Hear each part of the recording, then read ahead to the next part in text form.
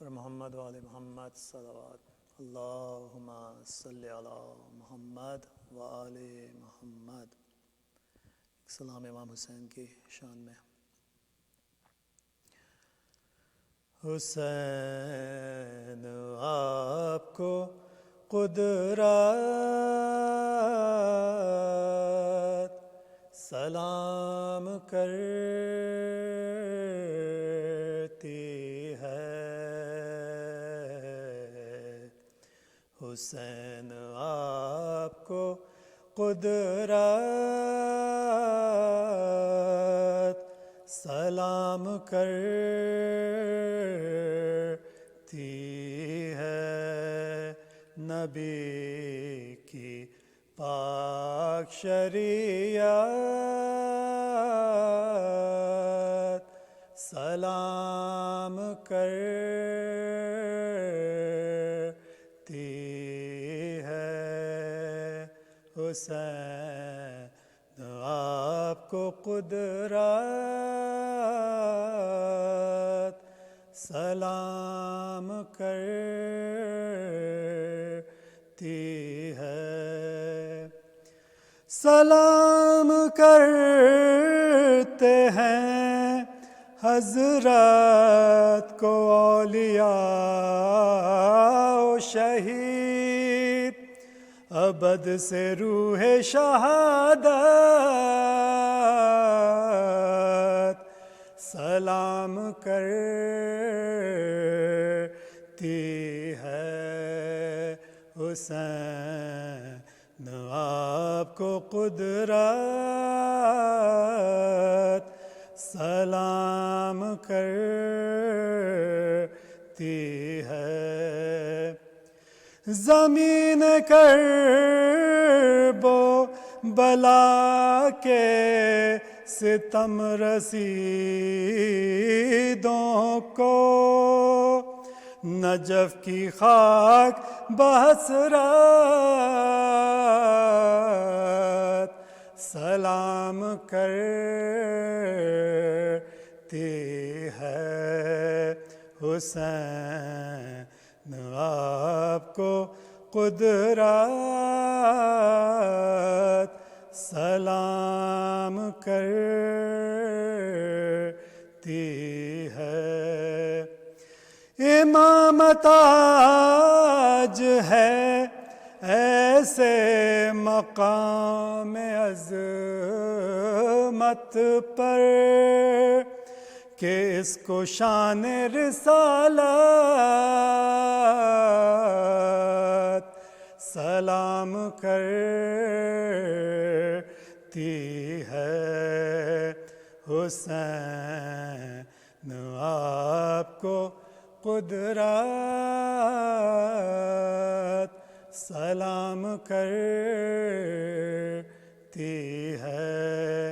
نبی کی پاک شریعت سلام کرتی ہے. حسین آپ کو قدرت صلوات پر محمد و آل محمد. اللہم صلی علی محمد و آل محمد. اللہم صلی علی محمد و آل محمد.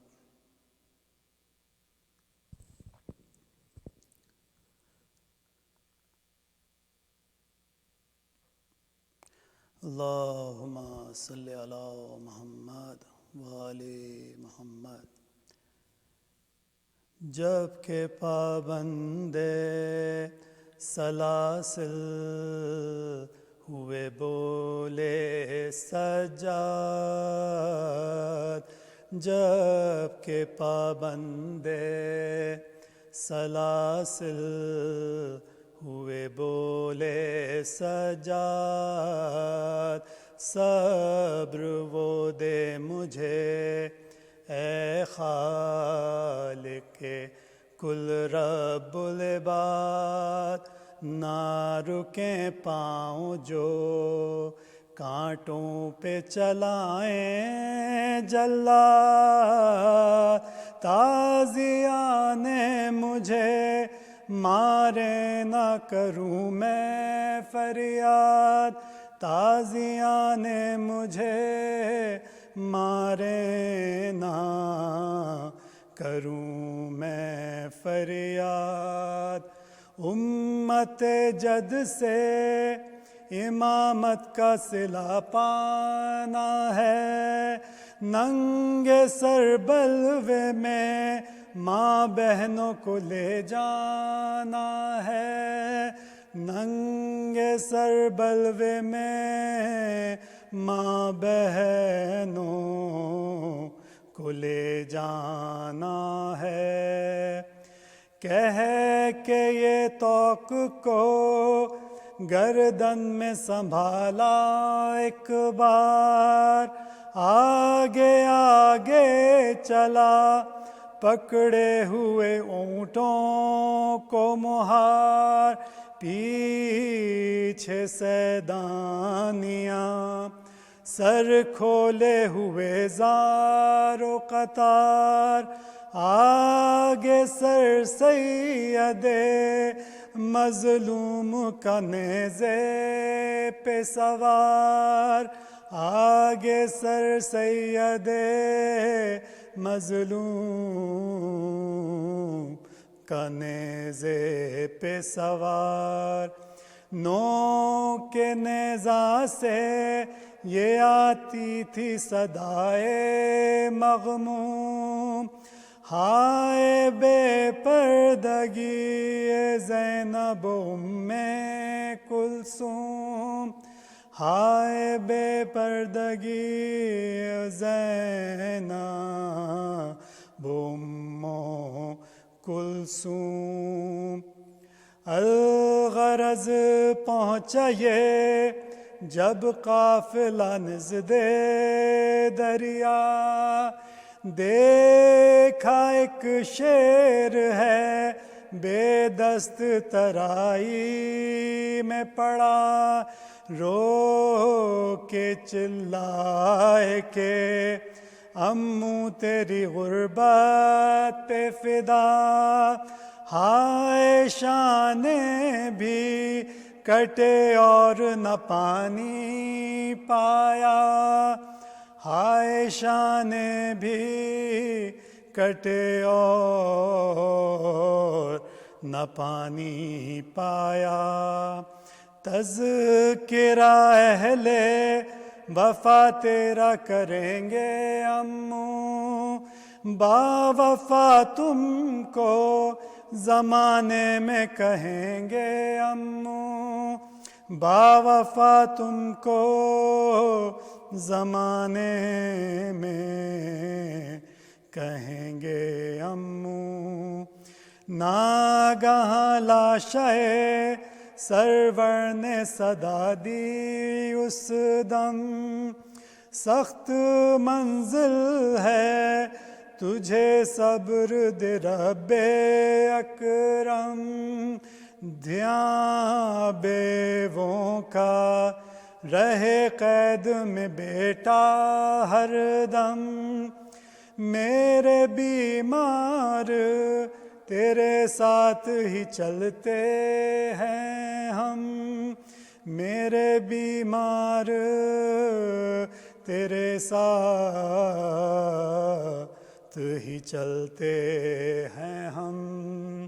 شمر ازلم سے سکینہ کو بچانا بیٹا، میری نادان کو سینے سے لگانا بیٹا، میری نادان کو سینے سے لگانا بیٹا،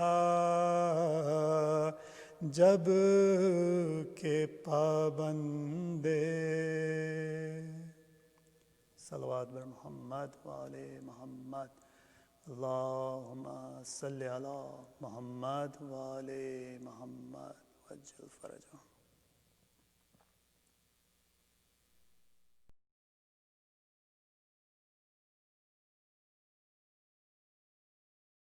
رحم الله من قرأ سورة المبارك الفاتحة. بسم الله الرحمن الرحيم الحمد لله رب العالمين الرحمن الرحيم مالك وإياك نستعين اهدنا الصراط المستقيم صراط الذين أنعمت عليهم غير المغضوب عليهم أعوذ بالله من الشيطان الرجيم. بسم الله الرحمن الرحيم. وبه نستعين والحمد لله رب العالمين. والصلاة والسلام على أفضل الأنبياء والمرسلين، وهو رحمة الله للعالمين، وهو أبي القاسم المصطفى محمد. اللهم صل على محمد وآل محمد وعجل فرجه. والصلاة والسلام على أهل بيته الطيبين الطاهرين المعصومين المظلومين الميامين المهديين المعصومين، ولا سيما بقية الله في الأراضين، أرواحنا له الفداء. ولعنة الله على أعدائهم أجمعين من يوم عداوتهم إلى قيام يوم الدين. أما بعد، فقال الله تعالى في كتابه الكريم: أعوذ بالله من الشيطان الرجيم. بسم الله الرحمن الرحيم. وما أرسلنا من قبلك إلا الرجال نوحي إليهم فاسألوا أهل الذكر إن كنتم لا تعلمون. I want to begin today's discussion about the importance of and significance of having religious authorities, and some of the struggles that we're facing in our community and our society today, in our attitude among some, position, and just general outlook upon religious figures and religious authorities. I began with the ayah from Surah An-Nahl, where Allah subhanahu wa ta'ala essentially tells us, in speaking of the prophets, but this principle continues to other people as well, in the sense that Allah has inspired some people, He has revealed to some, and He says, ask the people who know, Ahlul Dhikr, in kuntum la ta'lamun. That if you don't know something, ask the people who know. And this pertains particularly to the things related to fulfilling our obligations with regards to Allah subhanahu wa ta'ala. And it seems very logical, but today, when we look around in the world, especially in the West, we see a great antipathy and growing distrust of our religious scholars. We see individuals castigating our religious scholars, sometimes even using the mimbar of Rasulullah to condemn, castigate, and demean our great ulama and our scholars. Some of this attitude and mentality, some of it has to do with just the nature of living in this part of the world and the history of Christianity itself. Because after all, we migrated to this part of the world, to the West, which is a Christian majority country. Christian majority countries. And these countries have certain histories. They have certain foundations that they're built upon. A part of those foundations, or a part of that history and that movement, was a rebellion of sorts, or a deep divide between the people and religious authorities. A deep distrust of men or women of religious authority. I mean, We can just look today, for example, in the Canadian context, we can look today at the Catholic Church being held responsible for the dispossession and abuse of Native Canadians.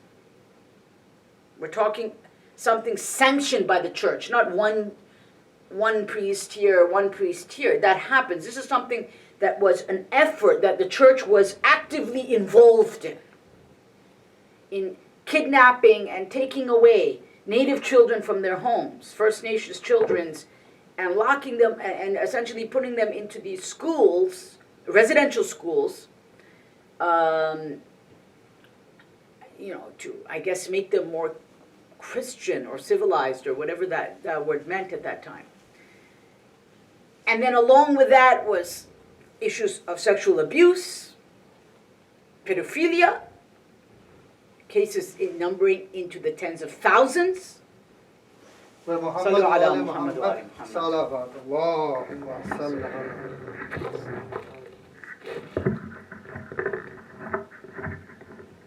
صلي على محمد وآل محمد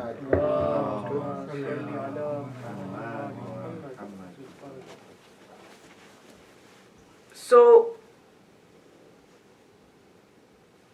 this attitude towards religious authorities, even before these things happened, even before these events, these very horrible and tragic crimes were committed against humanity.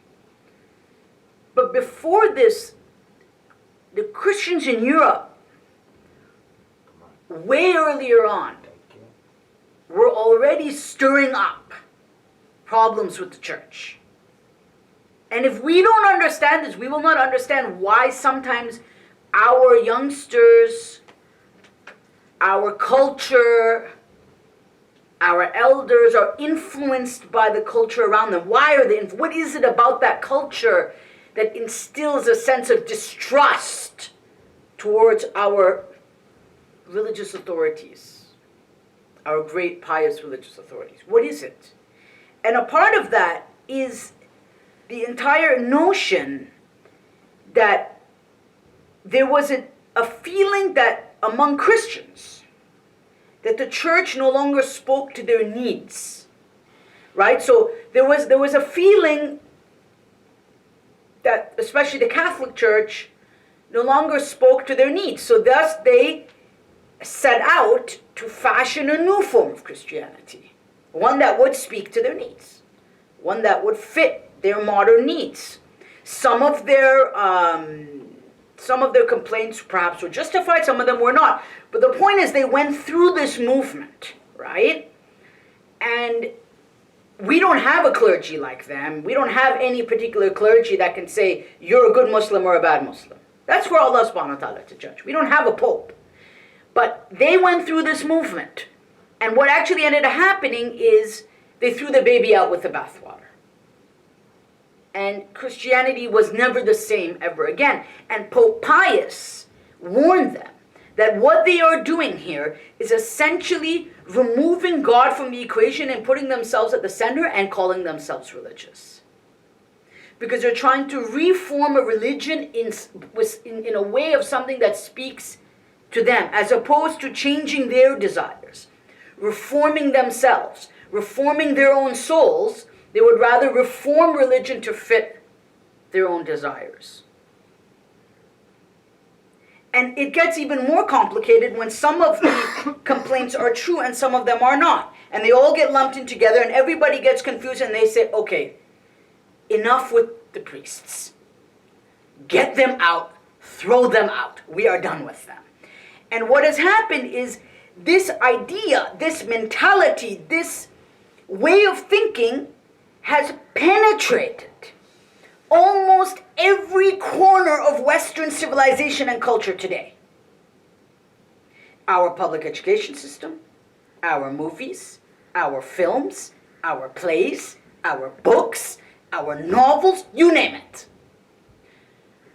You know, religious individuals and even for even these mafia shows, right? What do they always show? That the priests are making deals with the mob to get donations from them, knowing that they're mobsters, making deals with them. And we're consuming this kind of media, not realizing that our youngsters are not differentiating between what may be the problems in the Christian church and our ulama. What they see is a man of God, a man who's supposed to be a man of God, supposed to be a man of religion. Sallu ala Muhammad wa ali Muhammad. Allahumma salli ala Muhammad wa ali Muhammad. Kazim bhai, just pull the rod a little bit inside. Shorten the. Or tight kare. No, it's a weight of the mic which is. Tight kare.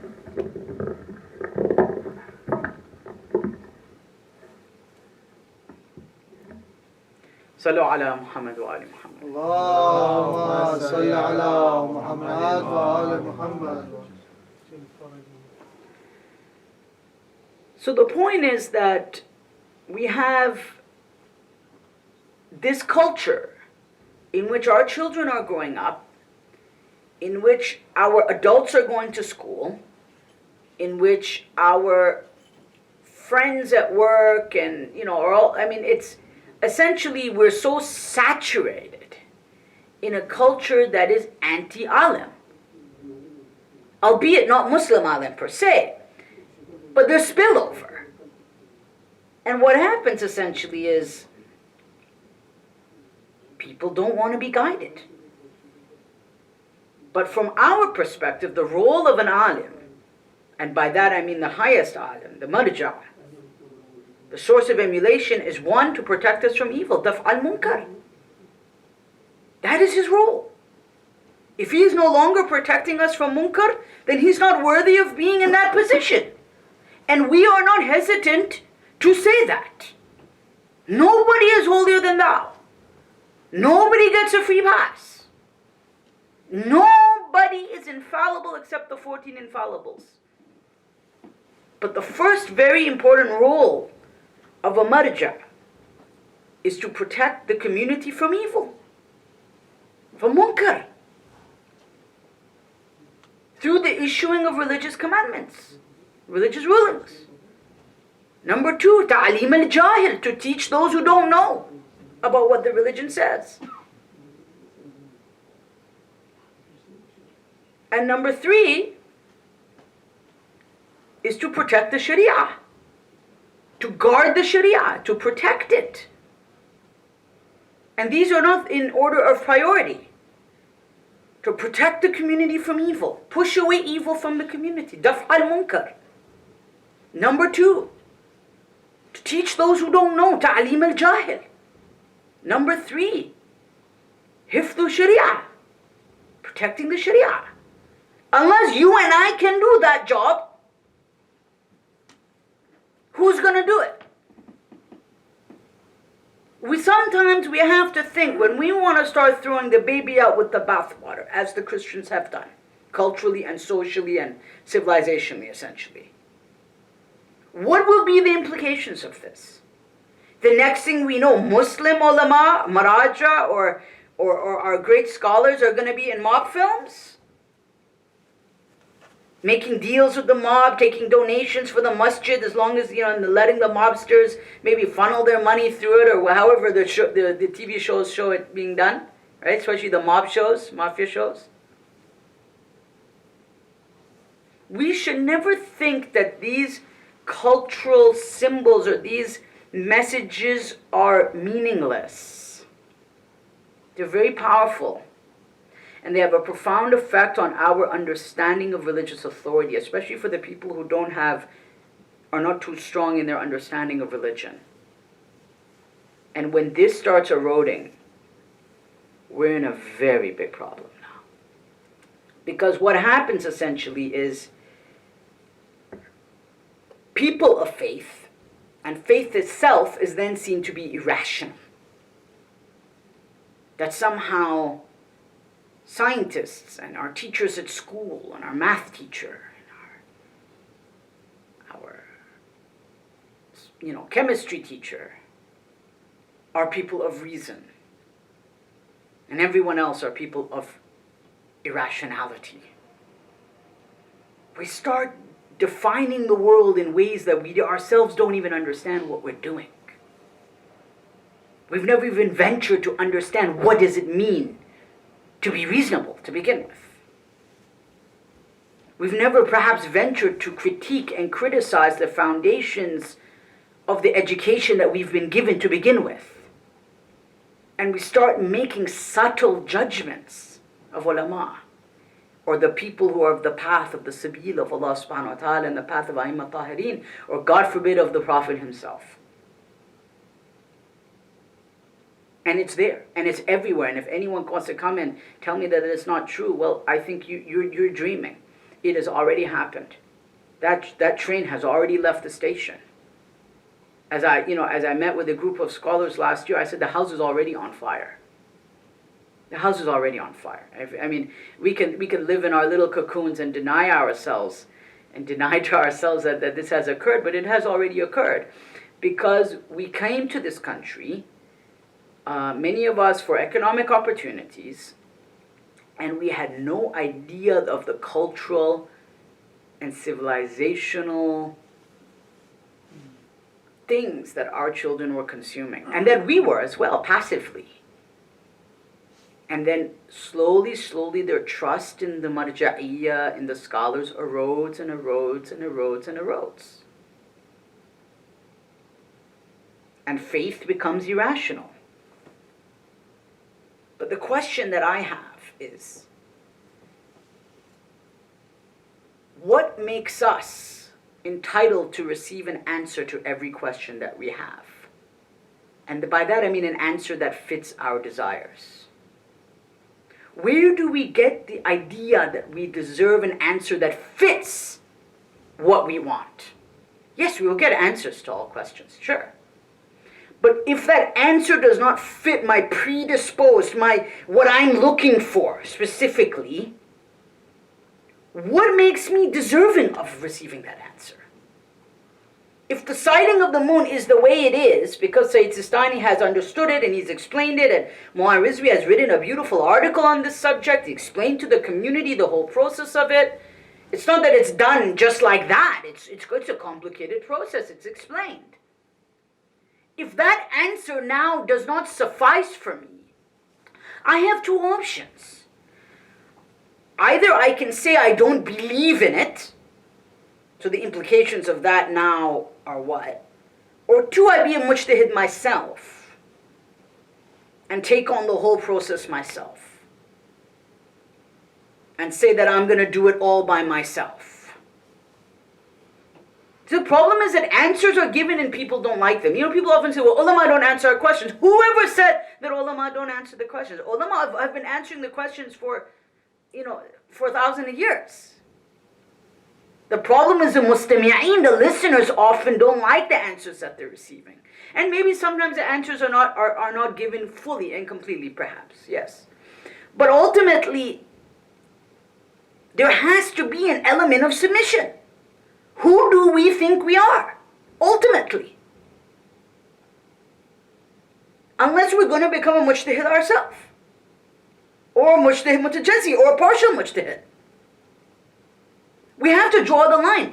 And it is specifically this Western civilization that puts the idea in your heart, or not you, I mean you in the plural sense of our community, or our children's hearts, to think that they're on the same par as ulama. They're not.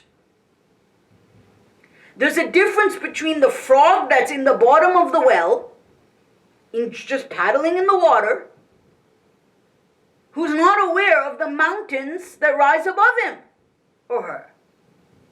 The frog is not equivalent in his majesty, paddling in the water, in the dirty sewer water, or whatever it is, to the mountains that are out there, that are towering above and shining and full of beautiful snow and glaciers and ice caps.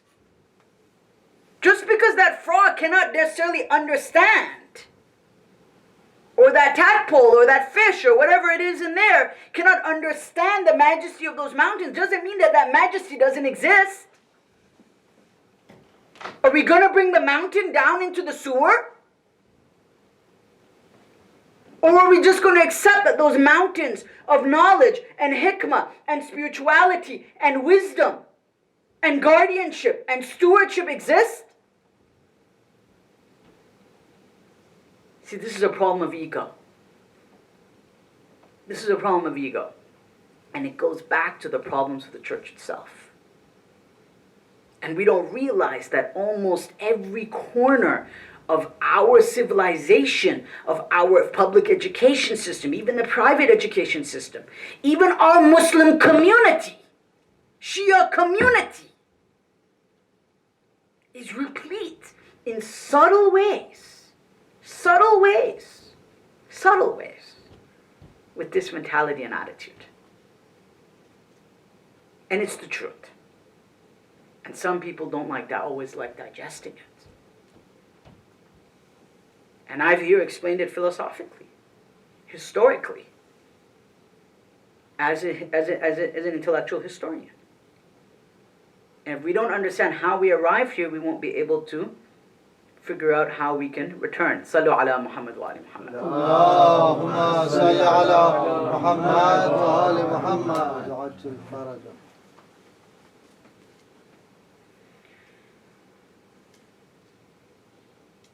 Now here we have to differentiate between two things, two concepts. Badihiyat wa nadariyat. I don't want to go into a whole fiqh class. Basically things that are simple, that are self-explanatory, and things that require investigation.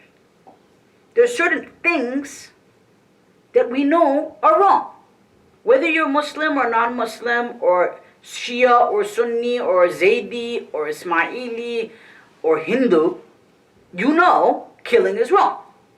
Stealing is wrong. You know, ultimately, we would hope that adultery is immoral. There is something in your consciousness that would tell you that if someone is married, to engage in a relationship with a married person, it's being disloyal, or that person is being disloyal to their partner. So these things are, to a certain extent, badihi. They're self-explanatory. But the religion is far more complex than these examples. There are many realms of our life that need explanation. They need further expansion. How do we use our income? How should we spend it? Should we structure our day? How should we clean ourselves? How do we remain pure? All of these are different issues. How do we act with our wife? Okay, we know marriage is good. But when we're with our wives, or our wives are with us, what does Allah want from us? If we believe that there's a God who's created us, and He sent prophets, and He sent us books, and the last one is Rasulullah and the Quran, we want to know, well, if my Lord has created me to serve Him in all aspects of my life, then how do I do that now? Specifically in my home. Well, wait a second now. Yeah, I don't know if that's so simple. It's not. So thus we need somebody who's the best and also just and pious, trustworthy, recognized by his peers at the highest level, to give us those answers.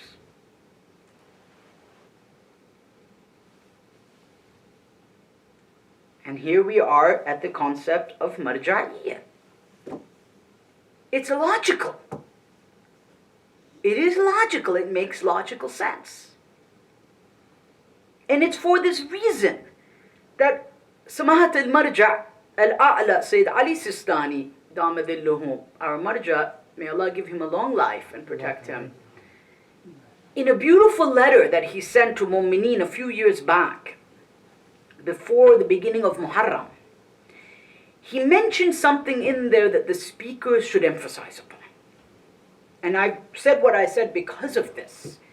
Where Aga has said, the speakers should stress the importance of the religious authority marja'iyya and the Hawza Ilmiya, the Islamic seminary, and the essential role of scholars. The essential role of scholars. Because this is considered the secret behind the power of the Ahlul Bayt school of thought, the Madhab Ahlul Bayt. That the continuation of the Madhab of Ahlul Bayt, that the secret of that continuation, of course, no doubt, is the lutf from Allah subhanahu wa ta'ala in having the Imam of the time. But how is that grace diffused in the community during the ghaibah? It's through the ulama, through our pious scholars. And that is a secret for the existence, for the continuation of the madhab of Ahlul Bayt. This is what Aga is telling us. Sayyid Sistani Damadillahu. And he goes further and he says, and the symbol of its greatness and glory of its existence and structure. What a beautiful word, huh? وَعَظَمَتُهُ وَشُمُوخُ قِيَانِهِ وَبُنْيَانِهِ. It's a rams, it's a symbol of the greatness of Islam. And thus the ulama and those that ascend the pulpit, one of their jobs, one of their important tasks is to bring the community closer to this institution, not further. Closer, not further. More in love with marja'iyya al-ulya, hawza ilmiya, not further from them. This is Aga's advice. And it's fatherly advice and it's important advice. And I remember him saying time and again that any individual that becomes the cause of the separation between us and you, or is contributing to that, should know, you should know that there's something suspect going on. This is the secret of our survival. And I don't know why some want to gamble with it. And we've already seen what happened to the Christians, especially to the Catholics and other religious communities.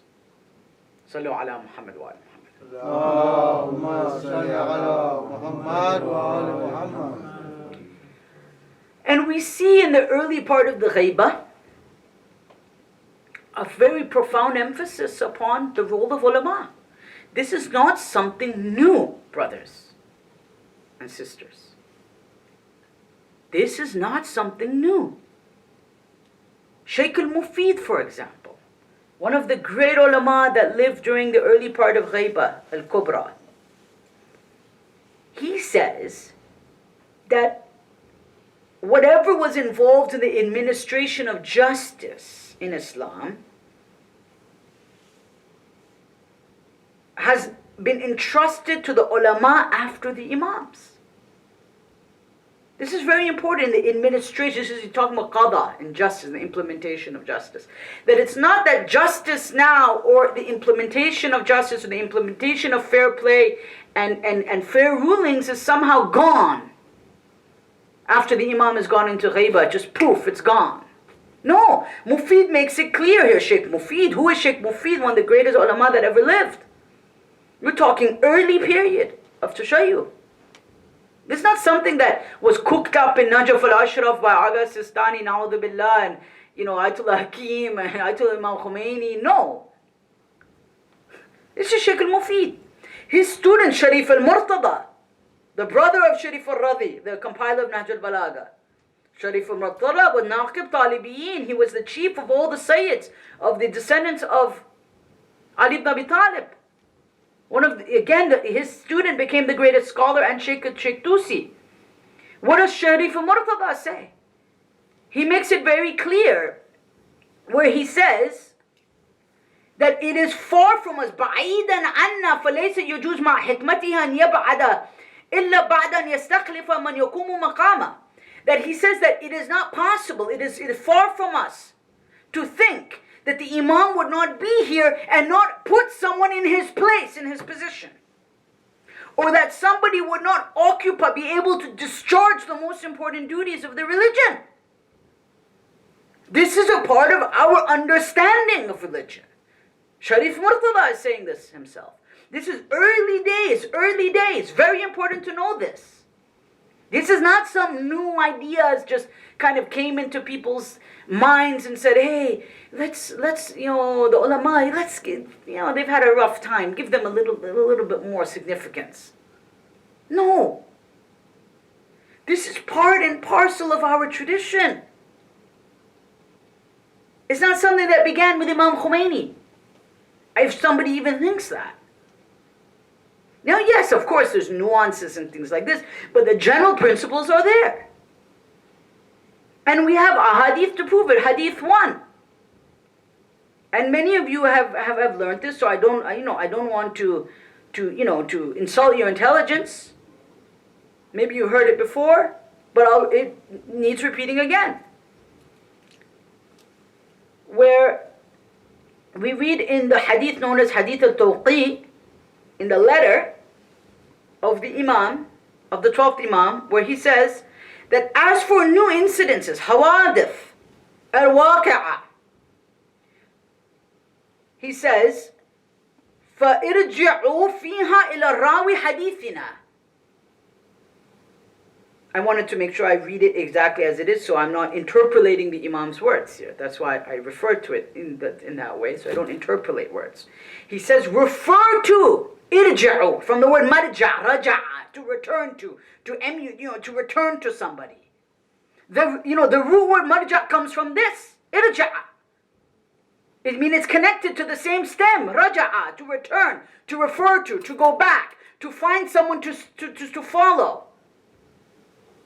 Refer to Rawi Hadithina, to the reporter of our hadith. Because we are a hujjah upon him, he is a hujjah upon you. Unless I consider myself to be Rawi al-Hadith. Now, of course, there is no doubt that there are different levels. Imam was not just saying anybody who knows La ilaha illallah Muhammad Rasulullah. Come on. We have to be fair here. Someone could turn around and say, well, Rawi al-Hadith can mean anybody. Well, no, it was never understood to mean anybody. It was not.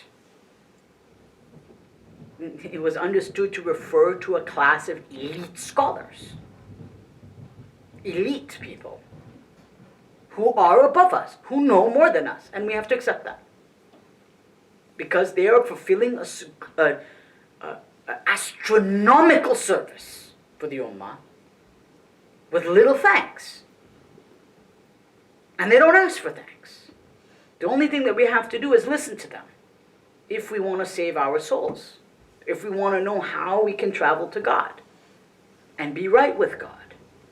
Yes, there can be some dynamism in that and discussions. Sure, absolutely.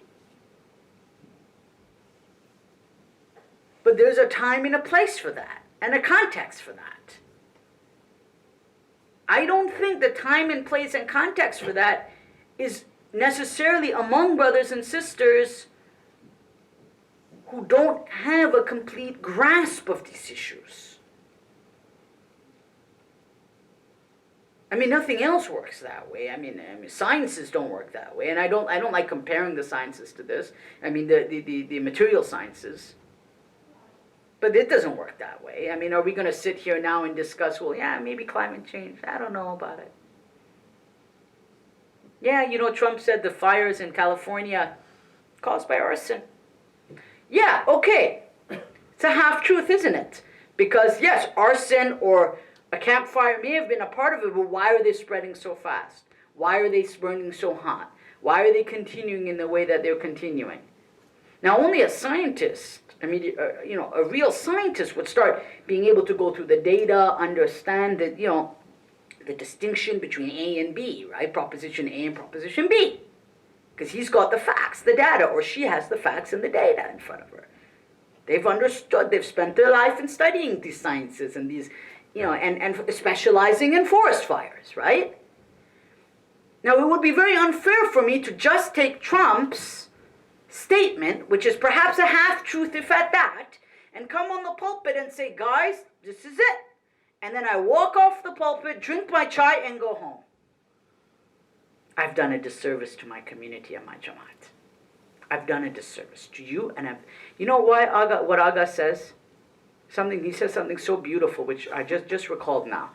Aga says that the mu'mineen who listen, the Azadar of Imam Hussein are a people of intelligence, and their intelligence should be respected. Don't come up on this member and play games. It's a place for facts. And giving half-truths and half-facts. Or better yet, don't even get into these very, this web of scientific discussions on certain issues that maybe that's not the place for it. Maybe we don't even have the time to go through each and every little detail in that regard. It's not to say that the listener is not able to handle it, but that's maybe not the place and the time and the context for that discussion.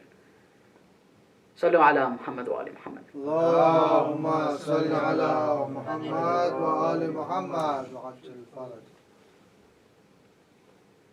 Sallu ala Muhammad wa ali Muhammad. Allahumma salli ala Muhammad wa ali Muhammad wa ajil faraj. It's in these nights, brothers, that we remember and we recall the statements of Ahlul Bayt, the narrations that are reported in the books of our ulama al-kiram.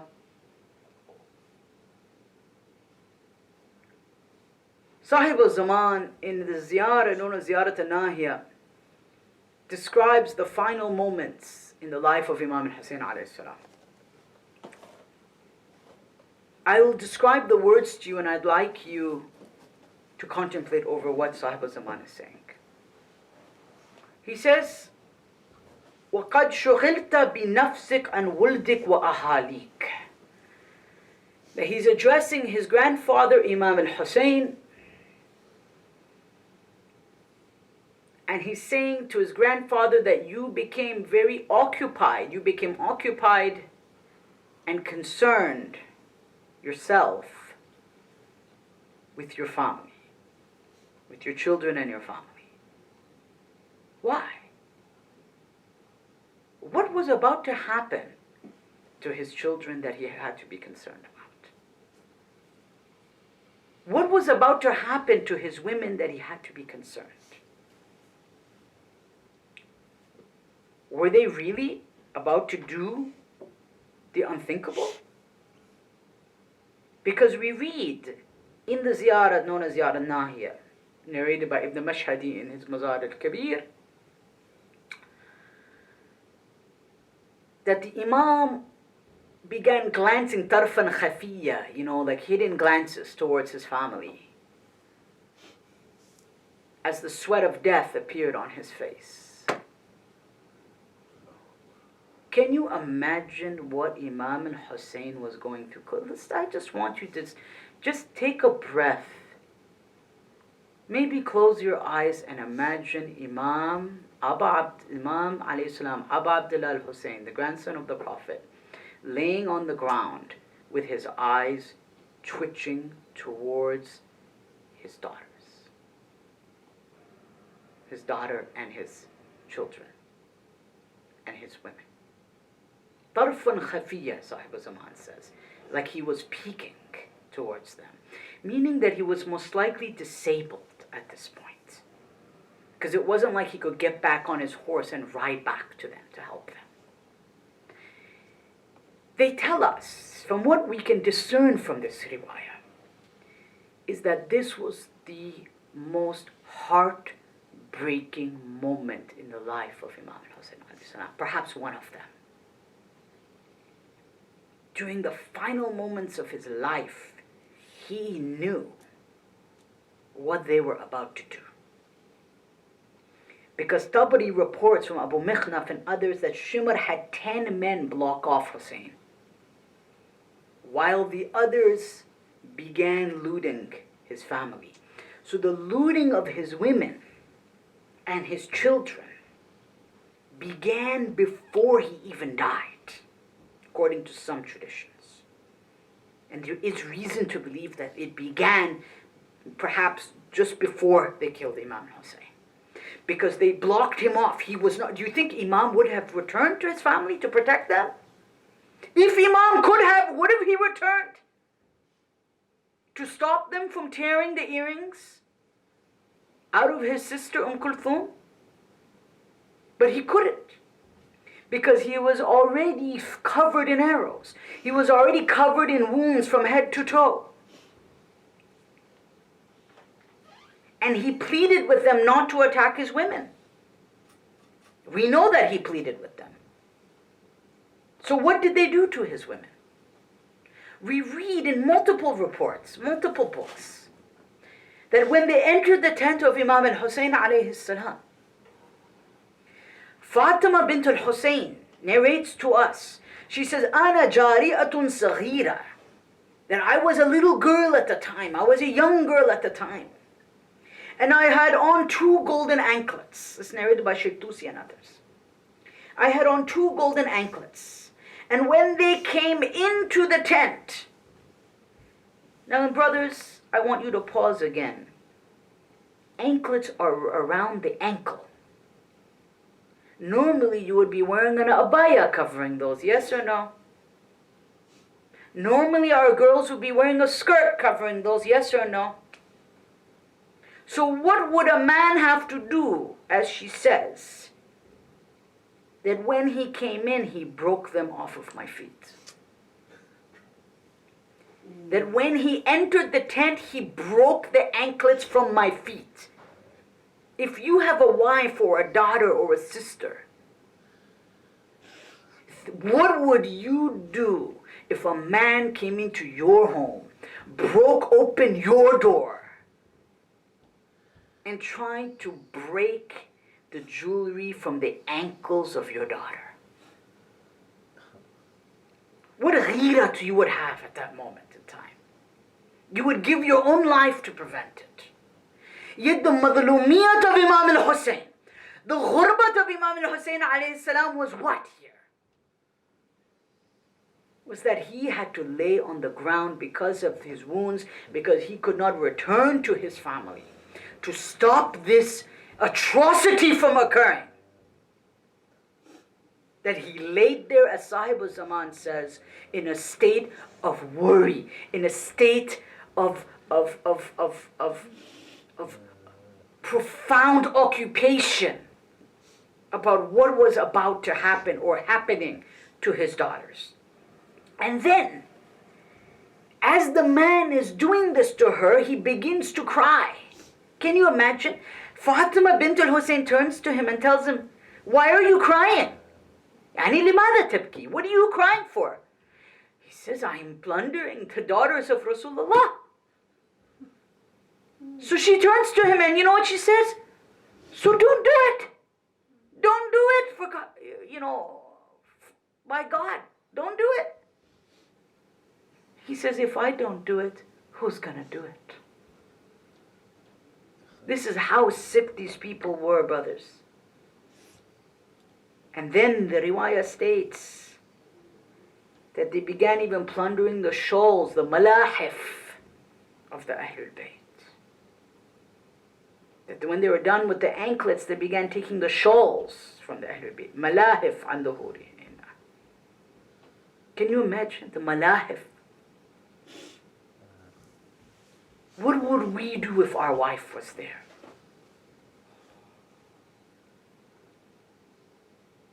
And these are the daughters of Rasulullah and Fatima Zahra salamullahi alayha. على لعنة الله على قوم الظالمين وسيعلم الذين ظلموا أي منقلب ينقلبون.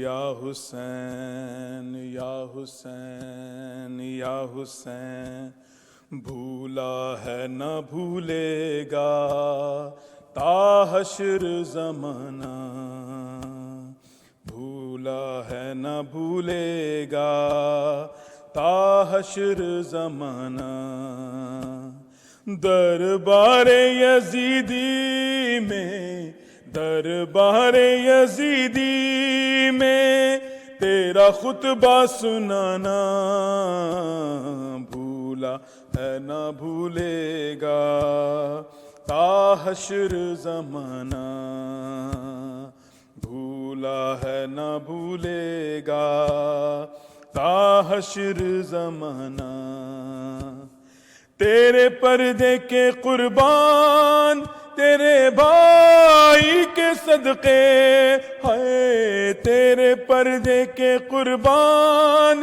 تیرے بھائی کے صدقے، آتا ہے جسے دین پر، آتا ہے جسے دین پہ گھر بار لٹانا، بھولا ہے نہ بھولے گا تا حشر زمانہ، بھولا ہے نہ بھولے گا تا حشر زمانہ، حرمل یہ تیرا جرم کبھی چھپ نہیں سکتا، ہائے حرمل یہ تیرا جرم کبھی چھپ نہیں سکتا، پانی کے عوض تیر سے، پانی کے عوض تیر سے معصوم سلانا،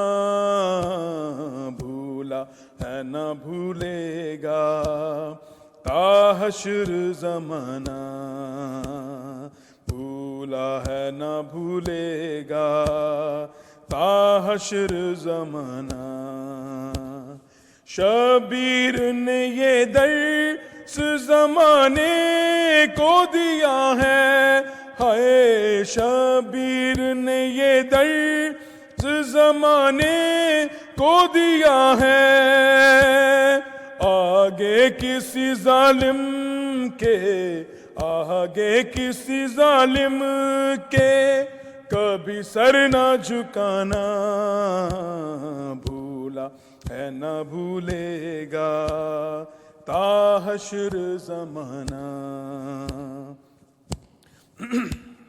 بھولا ہے نہ بھولے گا تا حشر زمانہ، شبیر کی عظمت ہے یہ شبیر کی جرت، ہے شبیر کی عظمت ہے یہ شبیر کی جرت، مقتل سے وہ اکبر کے، مقتل سے وہ اکبر کے لاشے کو اٹھانا، بھولا ہے نہ بھولے گا تا حشر زمانہ، بھولا ہے نہ بھولے گا تا حشر زمانہ، بھولا ہے نہ بھولے گا تا حشر زمانہ،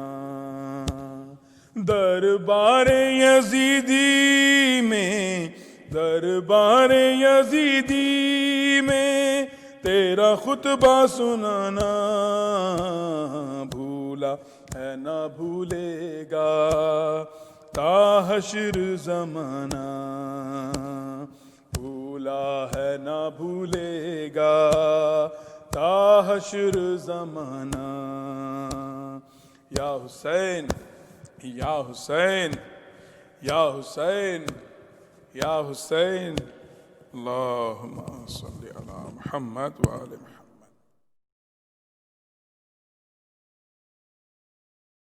Rahmatullah.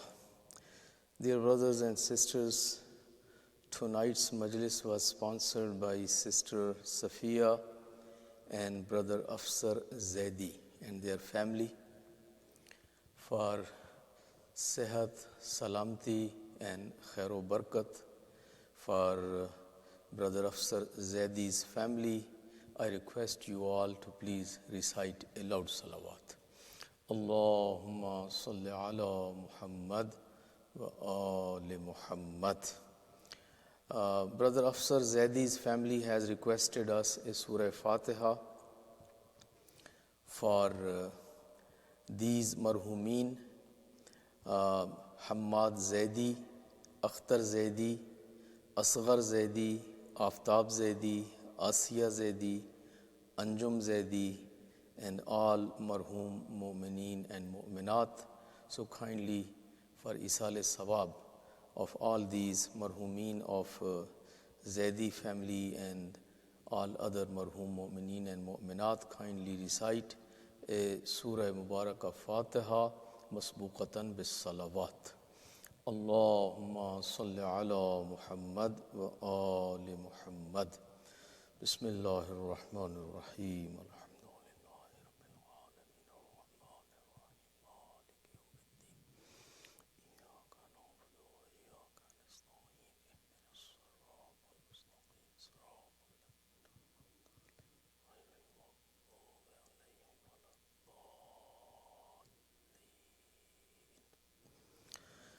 اللهم اغفر لهم واحشرهم مع النبيين